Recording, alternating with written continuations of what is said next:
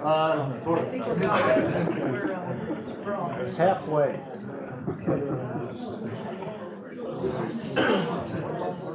All right, I think we're just about ready, so get started.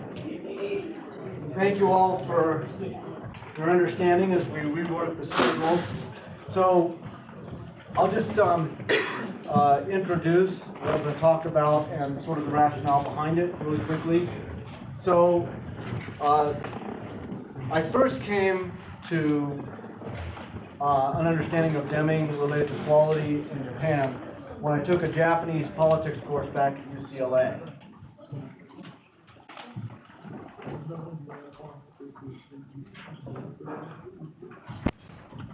So you gotta wait. I gotta.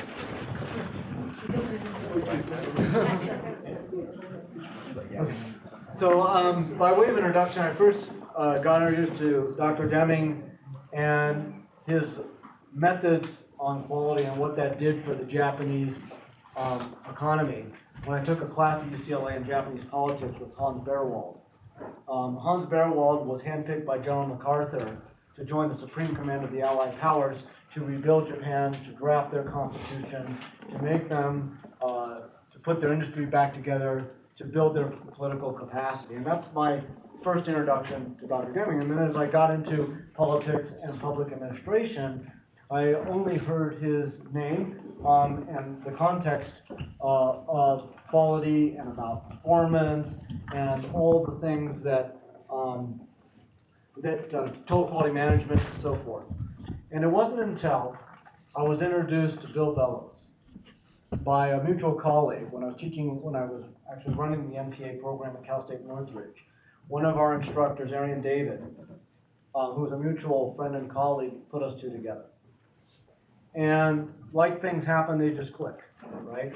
And then I started to realize how much heresy had been filtering through my head about what Deming was all about, right? And so I was set straight. And as I began to investigate on my own and talk with more people in the Deming community, eventually I was brought in and embraced, and then Kevin and I were introduced. And through that relationship, it was like, you know, partners in crime, me, Bill, and Kevin, and this is the result of all of that. And this is great to be able to share. So that's kind of where I kind of come from. And as I got into Deming, it was very clear that he had a very precise prescription for what we needed to do. And he outlined what is a system, why is the system important, why are we not thinking as a system, and why we ought to do that, okay? And then he laid out the conditions for the urgency of it. But I noticed that there was something missing because I'm an applied guy, right? The thing that was missing is, we know what we got to do. We know why we have to do it. It's all right there. But how do we get there? That's the one piece that was missing.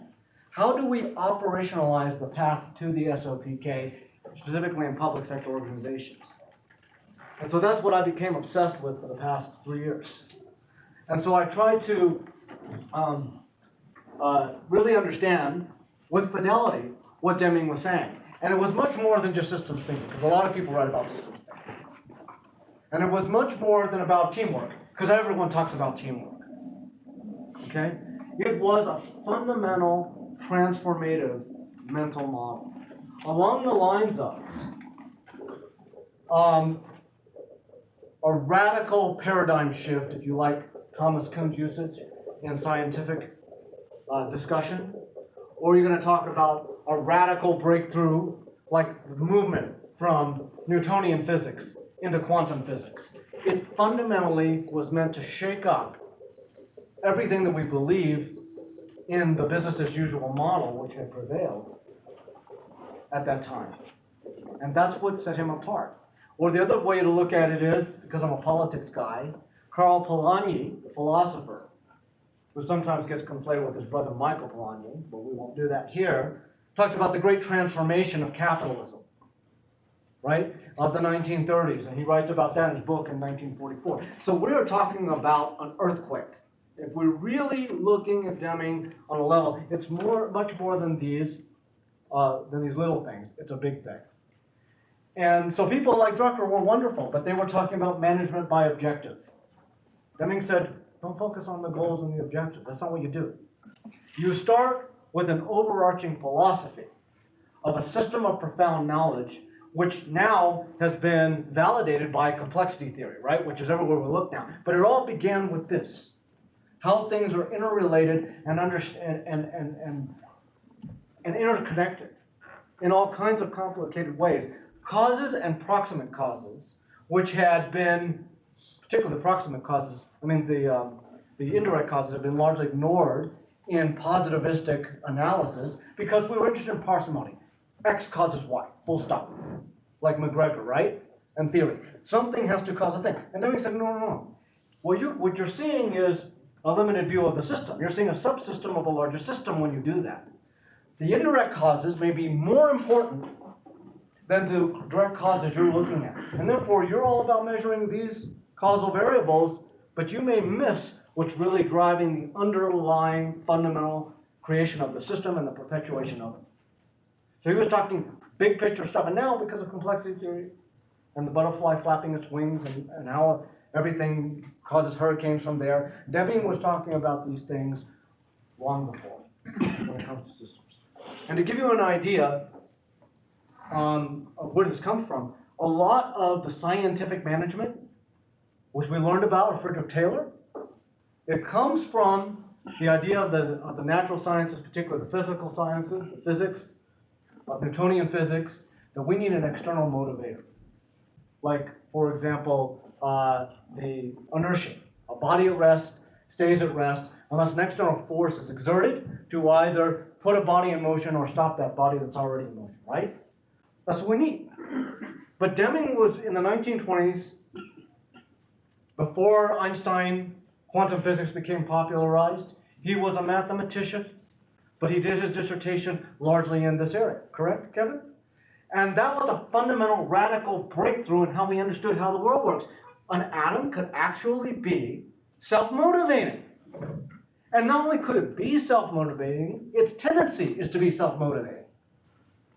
And so maybe there's something innate in us as willing workers, as willing partners, right? That's innate in us. But that we have imposed external structures and constructions that have actually dampened that. So we need to get back to basics, but we need to go back into the structure and at the structural level, systemic level, rethink how we relate to one another, how we interact with one another. So really, Deming is not talking about management at all. He's talking about a philosophy of how we relate to one another, and most importantly, to be able to take a wider view and see and attempt to understand how all these pieces are connected and think on those levels. And that's a paradigm shift. So as I say here, it's fundamentally up here, because Deming was about theory. He said, without theory, there can be no innovation. Why? Because a system internal to itself cannot understand itself. It's incapable of that. The only way you can get a paradigm shift if you have an exogenous event. And even that's talked about in KUHN science, and that's certainly what KARL POLANYI was talking about. You need some kind of exogenous or external thing outside the system to come crashing in and saying, no, this is different. Right? So, and so ideas are what it's really about. And Deborah Stone, those of us in public administration, I'm sure we've at least been aware of her book, the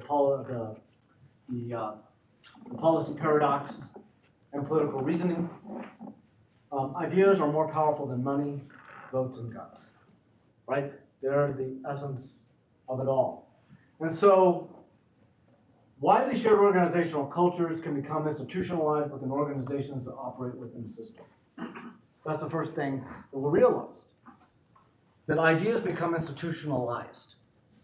So when I was thinking about how to operationalize these Deming ideas and how we can actually get from me to we, I started looking at my own background in shared mental models, and it just occurred to me, in as much as it was a clever kind of punchline, I said, well, what I'll take the father of the new economics and his view of system of profound knowledge, this heuristic of system of profound knowledge, and I'll operationalize it using the thought of the new institutional economics of Douglas C. North. And shared mental models and how we get paradigm shifts, how we get mental model shifts, and use this as a way to explain how we get the shift. And a couple colleagues and I, this past last summer, we published an article in Kiklos Economics Journal where we actually laid it out formally. Some of you have read that article, and criticisms are welcome. That's how we do it. So in essence, we conceptualize such widely shared cultural ideas as shared mental models. And in essence, this involves conceptualizing Deming's notion of new economics through a Denzon North new institutional economics approach. So Deming suggested that well-functioning organizations can be compared with an orchestral symphony, where each player performs their notes harmoniously with one another. The purpose of management is to promote organizational effectiveness, quote, in terms of the internal and external interrelated connections and interactions, as opposed to discrete and independent departments or processes by various chains of command. And I ripped this right off from the Deming blog site by John Hunter, who did a very nice article on me and the family where my little girls are reading the new economics in front of Old Main, which it follows in the legacy of what Bill and Monica's children had done, what, a decade or 15 years previous? So it was okay, so it became family legacy, and then Judy and Kevin were so nice to put that up, and I think we got a lot of likes for that. Oh, yeah. It's very popular. Okay, so Deming asserted that the obligation of any component within a system is to contribute its best to the system, not to maximize its own production, profit, sales, or any other competitive measure. Now, it was very interesting to me, those of you who were old enough to remember the 1984 Olympics. The United States sweep gold. I remember it, okay? And the reason why I remember it is because I had McDonald's tickets, which they were giving away, and every time America got a gold, you got a Big Mac. Every time America got a bronze, you got a Coke. And every time, a silver, you got a Coke. Every time we got a bronze, you got a French fry. I ate so many Big Macs that summer because we just sweeped up. But something was very interesting to me. Why did the U.S. sweep up? Because we had great coaches? Yes. Because we had great athletes? We did. Okay? But to understand the indirect causes, which Kevin classifies as the unknown and unknowable, something very interesting happened. In 1979, Russia invaded Afghanistan. What does that possibly have to do with 1984 Olympics and why America was able to sweep gold? It has a very important aspect because President Carter at the time boycotted the 1980 Olympics in Moscow. And the Russians were so appreciative of this that they boycotted the 1984 Olympics, in the nature of good reciprocity and international relations, right? And I remember one athlete, he's saying it. He said, this is really disappointing. They were angry because they boycotted. And the American athletes in 1980 were upset with President Carter because he boycotted. And I remember one American athlete saying in 1984, I would rather take bronze with the Russians here than the gold without them. But the Russians weren't there. Something else as well. We have a very high lead content, particularly in 1984, you couldn't even breathe in LA. It did have an impact on performance. We know this, right? Your VO2 max is affected by, and your anaerobic threshold is affected by your ability to burn by your ability to burn oxygen rather than sugar. But if there's no clean oxygen coming in, you're going to produce massive lactic acid, right? And it's going to affect endurance, correct? Particularly in high endurance sports. American trainers knew this. They actually started training in LA, the athletes from all around the country in LA during the summertime to get them used to the climate that they would be performing in. This gave us a tactical advantage. Okay, I'm not saying that American athletes weren't deserving. I certainly was a direct beneficiary of it. I took just as much pride as anyone else. Okay, but I'm saying there were other factors that contributed to the level of success that were built into a system that went beyond the control of the athletes. No cheating, but part of the system, right? So, profound transformation must occur at the systemic level, but there are many systems and subsystems. we have to begin to develop a mental model of what system it is we're talking about. Now, it's no use to say that everything affects everything, right? So we have to be reasonable, we have to be analytical, we have to be intentional when we define a system if we want to transform it, right? So it is a process of conceptualizing and defining our terms in very particular ways, okay?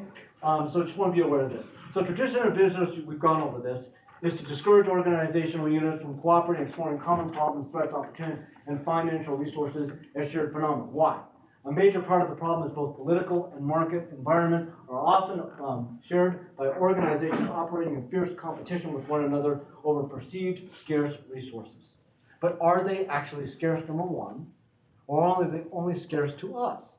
If we pooled them and worked together and streamline processes and reduce variation and duplication, right? Does it make sense, for example, to have a national monument area in an area that already has federal protection of those lands, and you have duplication of administrative responsibilities, overlap, and confusing and conflicting even policies over land management, just as an example.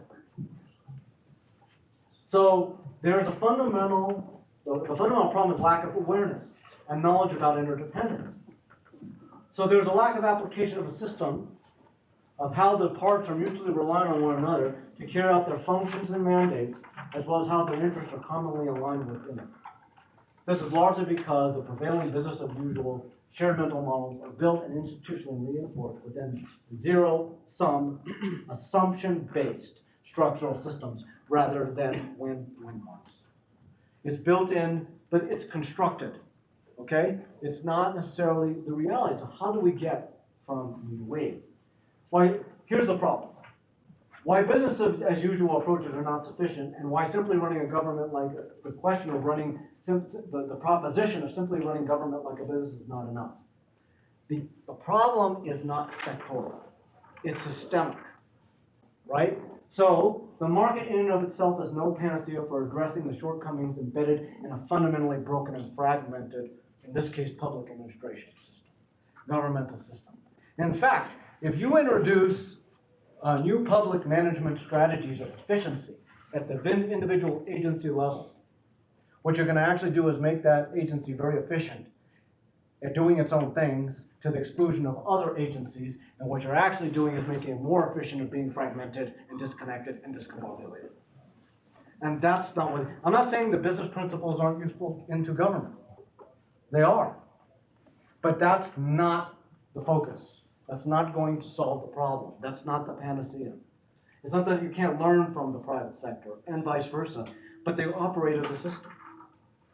So the root of the problem rests at the systemic level and not the sectoral level. So consider the widespread use of performance reviews, management by objective techniques, strategic plans, risk analyses, and benchmarking. No offense, Pat, I'm a big fan of your work. The result has been that as public agencies have been striving to adopt the MPM-based approaches into their public sector organizations, publics and politicians alike, I can show you the data, I'm not saying it's causal, but it's certainly correlational, citizens alike to grow ever more disenchanted with their efforts. The amount of support for government, what government does, has been going down over the last 40 years. Since the MPM has come into existence, it hasn't been going the other way. So either we're doing the wrong thing, or we're doing the right thing, not doing it very well. That's the only two hypotheses I think you can draw from that. Okay, so the MPM's new public management's narrow focus on simply improving the efficiency of the parts within a broken and fragmented system only serves to reinforce the gaps between the organizations and the agencies within them with even greater efficiency than before. Now we're even do, as Russ Aikoff says, the righter we do the wrong thing. You've read this, right, on page 1 of your books, right? The wronger we become. Isn't it? Yeah. I was recently watching a video that Bill was sending around. Thank you for that video. Where Professor Gingrich was talking to a group of students, and he was talking about Deming's ideas. And he was talking about quality. And on the issue of quality, a student raised a hand. Said, well, why do we need all this stuff? Why can't the market, he goes, can't the market just deliver the quality? Gingrich says, absolutely not. The market cannot deliver quality. You need leadership to introduce quality from outside the system into the system. What the market can then do, Professor Gingrich says, is discern the quality. The consumers can then go in, the citizens can go in, and based on what was given to them, no one ever demanded a Model T before Ford introduced it to them. No one would have been able to afford a Model T if Ford hadn't had the idea of raising wages, so that the biggest consumers of the Ford product, even to this day, are Ford employees.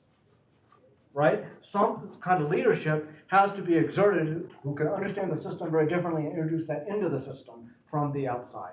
Because as Deming said, a system cannot understand itself. And structurally speaking, most businesses use organizations. And organizations, Max Weber tells us by definition, is to preserve and conserve the existing system and keep stability and preserve integrity of the internal values of that organization by its very definition. An organization is closed and siloed to keep at least traditional organizations. Now, Steve and I are working on stuff in network governance, where these horizontal things and different organizations and institutions are working across each other. They're more fluid, they're more integrated. Not always because they're so they want to be, that's just the nature of the world we live in. One of the things that Max Weber said that keeps an organization intact is the ability to control its files and its information. Well, in the case of e-governance, where everybody has the same information, and because of public disclosure, that now challenges the notion of the closed organization. So organizations either adapt to this new environment, or they literally crumble, as Max Weber said that they would.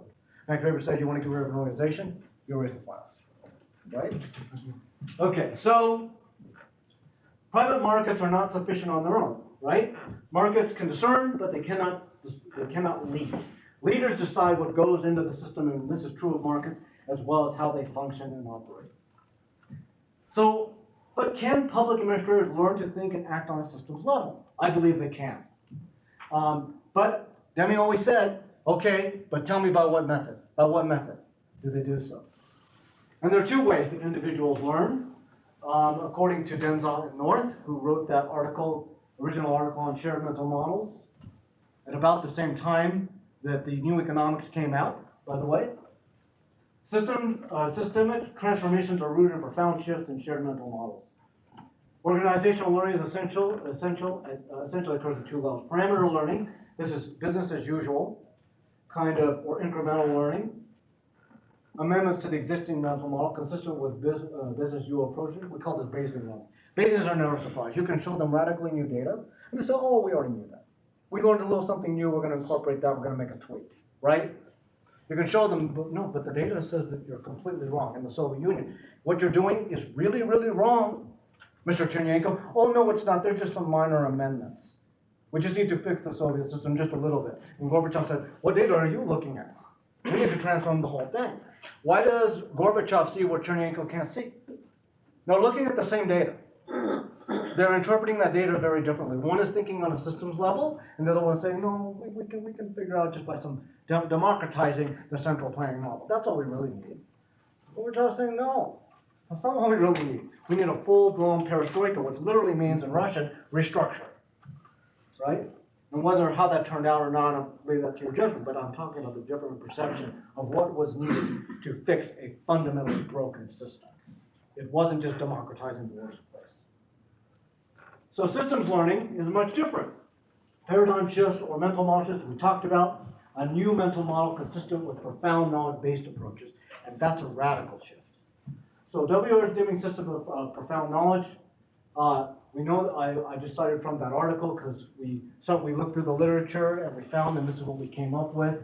Awareness and knowledge of the system as defined above. Awareness that variation in performance is shaped by the system and its related processes. An understanding of the theoretical views or mental models underpinning people's beliefs governing the causes of variation. And remember, we talked about those causes can get very complicated. The causal views or mental models would then influence human behavior and the actions that follow. The components of the system of profound knowledge overlap because they interrelate.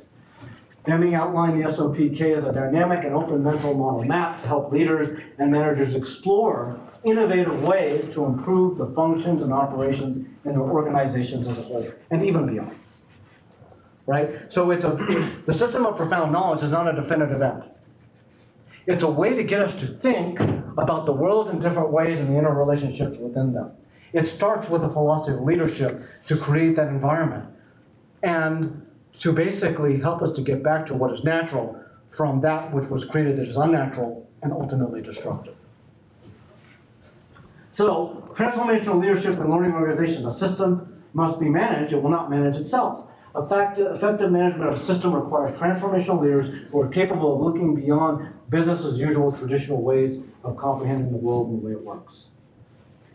This fundamentally depends upon building and sustaining organizational environments that promote interpersonal trust through cooperative and collaborative engagement. And for this, we drew on the work of Paul Zak. In his latest book is a good example called The Trust Factor, The Science of Creating High-Performance Companies. Paul Zak already had done extensive political and economic analysis showing that high-trust countries are also high-performing countries. And then now he's taken to the organizational level, and he's actually suggesting there's a neurological basis for trust that can be cultivated through interaction, the way we relate. By the way, as one example, one of the reasons why con artists are so good, the best con artists, you know what they do? In order to get you to trust them, they first trust you. They give you something, right? And then you warm up to them. And then they've got you, right? Well, fortunately, most people don't think that way. These tend to be an anomaly in the human population, and these people actually are deficient in a molecule in their head. We know this now because of Paul Zak's work. They're actually deficient of oxytocin in the brain. They can't create it on stimulus, which is the trust molecule that exists within the brain. And there are certain things that we can do to actually build trust. Okay, and this was on Fox News. He was on Fox News, Paul Zak was, with John Stossel, and John Stossel's producer was actually in the streets of Times Square trying to test Paul Zak's hypothesis about trust and how to develop on its own. Paul Zak shows that empirically in his lab and in on-street experiments, 8 hugs a day boosts oxytocin levels. So producers of John Stossel started going and hugging people and getting their reactions. But then they started testing their oxytocin spike, right? So cultivating interpersonal trust becomes especially salient when it comes to building inter-organizational effectiveness, building a system. Why trust in system of profound shared mental models is a function of these two factors. Number one, transformational leadership, which is a different kind of leadership than any kind of leadership that Drucker or Akoff or anyone else you can think about is talking about. It's talking about a fundamental philosophy. From a philosophy, then you go to an aim. From an aim, you then go to a set of objectives. From a set of objectives, you then go to strategies. But it all starts with the philosophy. Management by objective, Peter Drucker, starts somewhere in the wrong place, wrong focus. We need to think bigger than that, and it needs a leadership within it. So it's really not management at all. It's about leadership creating relationships, building trust, building awareness, right? Through empathy, for another word. And it also turns out that this oxytocin molecule, when these things happen, there's also the empathy molecule, right? Or what Paul Zak calls the moral molecule. It's our empathy that makes us moral. It's our empathy that makes us relate to one another. It's our empathy that causes us to go from me to we. Whether we're talking about evolutionary biology, because he's done work with folks at UCLA in that field, or we're talking about organizations. It's all the same. It's about building connections with people, and if something happens to you, if you get fired or you have a low productivity, I see that as somehow affecting me, right? And trying to understand that process. And the other thing is, so what is transformational leadership? Those that create profound knowledge that is guided by profound change that is guided by profound knowledge. So those that recognize the need for profound change and those that have a philosophy that is focused on a profound knowledge of how to create it. You cannot try to create profound change through management by objective. It won't work. It's trying to bring, sorry to say this, like a knife to a gunfight. It's on that kind of level, or maybe in this case, a nuclear war, right? Because you need a tool to do the job. And so you need a philosophy. The structure of learning organizations. Learning organizations are those that are intentionally structured at the systems level by transformative leaders who are committed to continuous innovation and improvement. Some characteristics of a learning organization can be discerned. So I just started with the transformational leadership using the 14 points, but obviously that's not the crux of it. Those are just some concrete things. that MIT Press made Dr. Deming do to sell some more books. But Deming obviously was talking much bigger. Again, we talked about the system of profound knowledge, but this is some not bad things to look at just to get started, right? But my colleague said, well, why don't we test these hypotheses? I said, no, we're not going to do that. He said, but these are concrete things. I said, but these are relevant things to what we want to what Deming was talking about, in the sense of that these are things that we need to do in practice, but this is not where we begin. These things will follow. The characteristics of the learning organization, this was created by Gypsy Rainey, who passed away a few weeks ago, sadly. And she let me use this a few years ago, and I've been using it with her written permission. It is included in your public administration book, as you may be aware. And she did a very nice job talking about characteristics that support innovation and learning organization, and those that talk about do not support or suppress innovation, some characteristics that we use. Bill and Kevin, correct me. Gypsy was the head of the statistical quality for the powertrain division of General Motors. She was. Statistical quality of the powertrain. And she was a student of Dr. Deming's. So I just used his 14 points to show about the leadership, and I use her points just as a kind of introduction to the learning organization. So case studies related to the public sector that I have been working on. Complexity issues with higher education and the administrative dilemmas. Right now, the California State University system is in a big dilemma because they've been told not to raise tuition.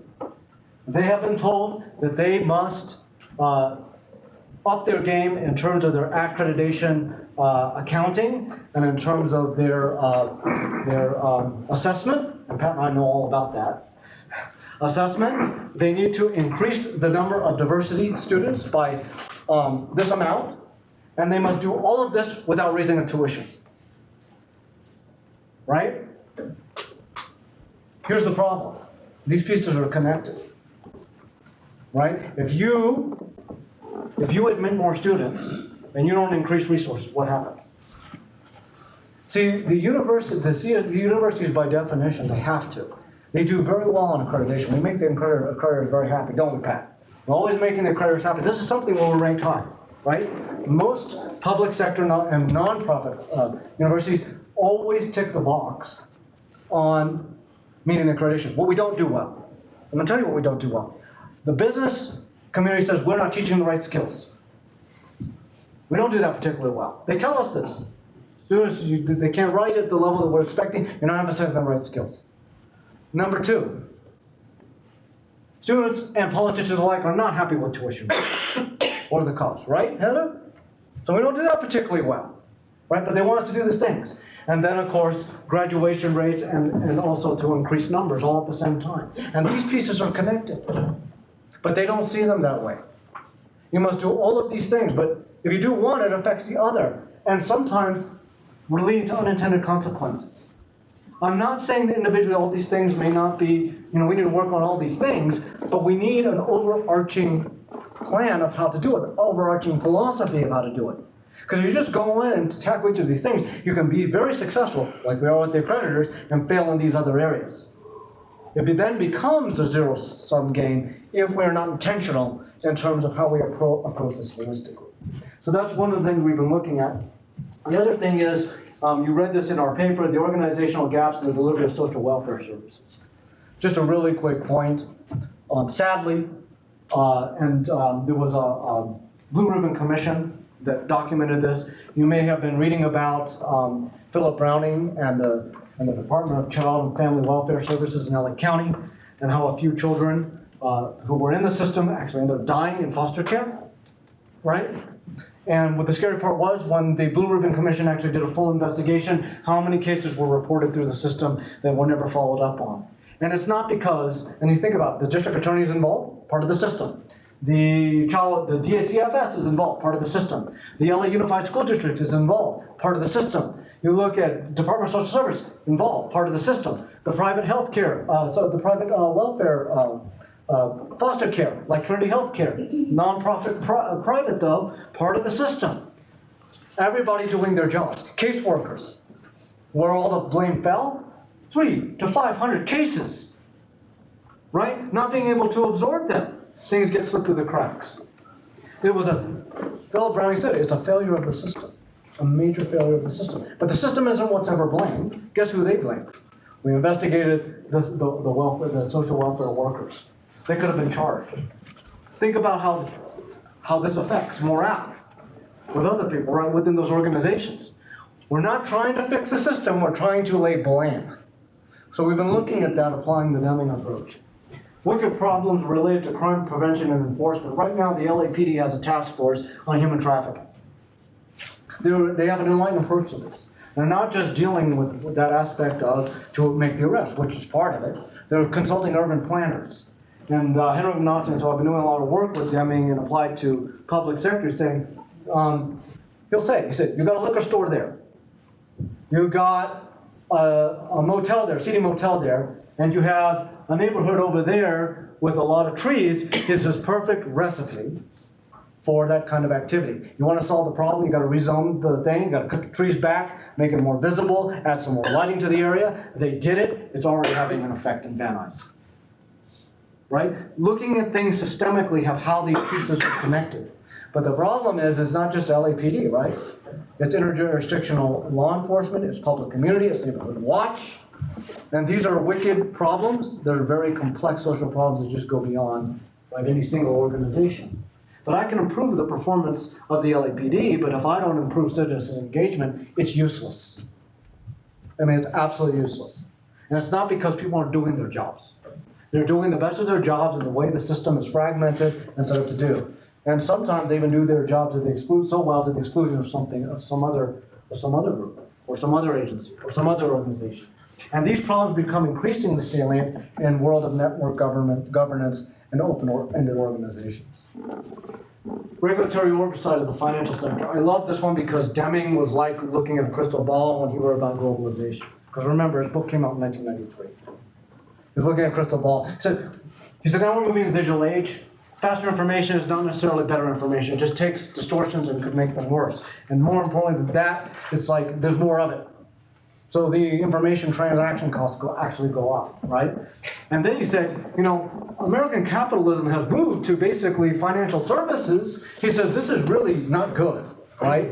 And we saw that with the global financial crisis, where we now have one for every asset, valued asset, either a service or product.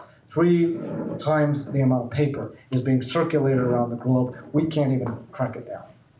This was the problem with the toxic debt. The derivatives market has run amok, and nobody can correct it because it's seen as, because the financial sector is such a closed group of folks. You basically have the fox watching the hen house and moving transaction paper between the investment banks and the brokerage houses and the derivatives traders and the brokers back and forth. And so when it comes to fixing the thing, what is the solution? Hillary Clinton said, we need to have the financial sector go and write the regulation. Well, that's focusing on parts. It's much more broader than that. There's no independent analysis. A system can't understand itself. John Kay writes about this. System cannot understand, exactly almost identical. System cannot understand. You need to have independent analysis, oversight, and so on and so forth. Dodd-Frank doesn't work. Basel Committee doesn't work because they're focused on parts. Dodd-Frank does a nice job with capital requirements of commercial banks and also restrictions on lending to homeowners. But that wasn't the problem with the global financial crisis. It was a small part of it. The big problem was the activities of the investment banks. Dodd-Frank does nothing to deal with the investment bank problem. And that's where the assets are. Well, I focus on parts, but is it going to solve the systemic-wide problem? International development, economic growth, and poverty reduction. International development is a very complex issue because you're dealing with all kinds of issues. You're not just dealing with markets. You're dealing with the political capacity of governments. The reason why you have these financial meltdowns and trying to rescue a country that already has a financial problem, we saw that in Argentina in 1989. There was an inflation problem in Argentina, no problem. We'll just go in and focus on the monetary policy, we'll dollarize the currency, and it'll work. And it did. It worked brilliantly, right? For a few years. And then the currency got overvalued. Why was it overvalued? It was dollarized, it was secure. Because they only focused on that. They didn't look at the government debt. Monetary policy is a purview of central banking, of monetary policy. But there's another side, a more comprehensive side of the economy. Economies are not just about money. They're also about balance sheets. And so Buenos Aires couldn't even collect the taxes that they were legitimately owed to help fill in the debt. And so the debt was underestimated. So the currency became suspect. And so just as quickly as the money came in, the money rushed out and we had financial crisis. IMF has to step in and so forth. And it's not like that's the first time that's happened. Same thing happened in the Asian financial crisis. Same thing happened in the Greek crisis. Same thing. Right? So, but we need to look at each of these things. I just bring up these examples of don't focus on the parts, focus on the system. That's it.